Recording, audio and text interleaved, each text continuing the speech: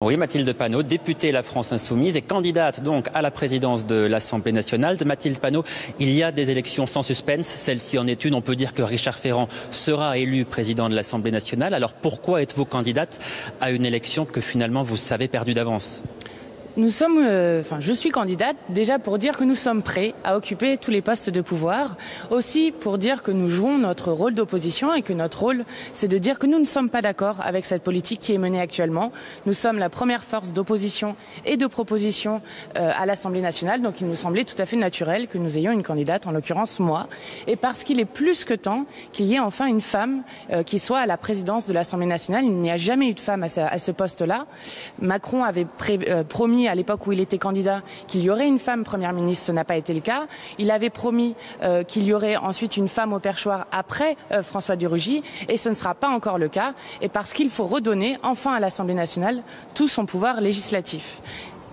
Quel message, pardonnez-moi, quel message et peut-être même quel avertissement est-ce que vous souhaitez adresser à Richard Ferrand qui sera donc élu tout à l'heure ? Alors la première chose, c'est qu'il a dit aux Français et aux Françaises, après avoir été choisi par le groupe La République En Marche, vous me pardonnerez de ne pas être une dame.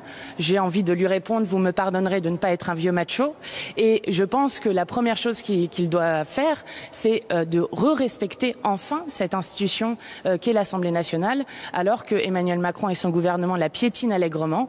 Et nous avons le candidat qui est choisi par l'Élysée. Donc j'appelle tous les députés et toutes les députées qui veulent avoir une femme au perchoir et enfin qu'on respecte leur rôle de parlementaire à voter pour ma candidature. Ce que vous nous dites là, c'est que selon vous, il y a finalement une remise en cause de la séparation des pouvoirs, c'est ça ? Bien sûr, on l'a vu de manière très forte cette année lorsque le gouvernement décide de nous faire siéger 19 jours d'affilée avec énormément de textes d'un coup, lorsqu'il fait voter des lois en catimini un vendredi soir, un dimanche, comme ça a été le cas pour la loi Asile et Immigration. Ce ne sont pas des conditions correctes pour délibérer. Il n'y a plus de débat dans l'Assemblée nationale. Nous avons une majorité qui n'écoute ni les associations, ni les professionnels, ni encore moins l'opposition. Et c'est extrêmement problématique. Il faut sortir de ce régime de la Ve République et il faut arrêter que nous ayons une Assemblée nationale qui soit aux ordres du gouvernement et du président. Alors, les communistes auraient souhaité une candidature commune avec la France Insoumise, donc avec vous, mais aussi avec le Parti Socialiste. Pourquoi est-ce que cette candidature commune pour briguer la présidence de l'Assemblée nationale n'a pas pu aboutir ? Je ne sais pas exactement pourquoi ça n'a pas pu aboutir. En tout cas, nous avons une candidature sur laquelle je pense, et nous avons montré maintes fois à travers des votes, nous pouvons nous retrouver. Donc c'est une candidature qui peut porter les voix de l'opposition que nous avons.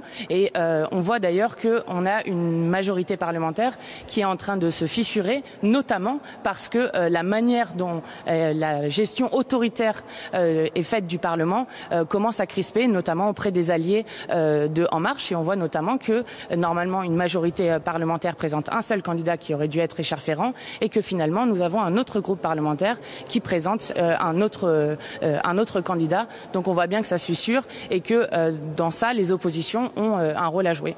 Merci beaucoup Mathilde Panot, députée La France Insoumise, donc et candidate à la présidence de l'Assemblée nationale.